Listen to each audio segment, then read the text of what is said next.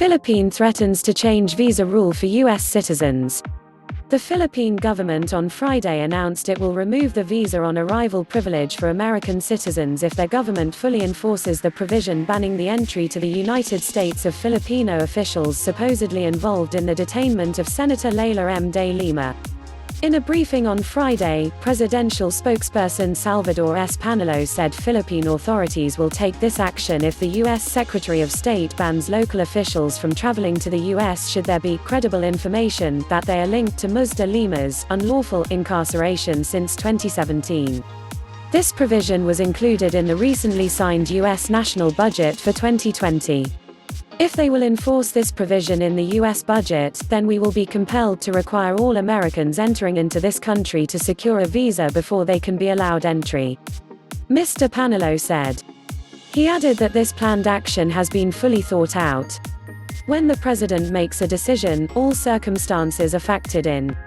Justice Secretary Manado I. Guevara, for his part, said the requirement to obtain Philippine visas is subject to a suspensive condition. In general, unless a date of effectivity has been expressly specified, a presidential order is supposed to take effect immediately. Note, however, that the president reportedly said, if the U.S. enforces its travel ban against Philippine government officials who wrongfully detained Senator de Lima. It appears therefore that the president's countermove hinges on the actual implementation of the U.S. travel ban against certain Filipino individuals, he said in a message to reporters on Friday. Ms. de Lima, who has denied the drug-related charges against her, said last week that Mr. Duterte and Mr. Panelo are among those responsible for her incarceration. Mr. Panelo reiterated that the arrest of Ms. de Lima is not one of persecution but of prosecution, and that it is valid and lawful under the Philippine judicial system.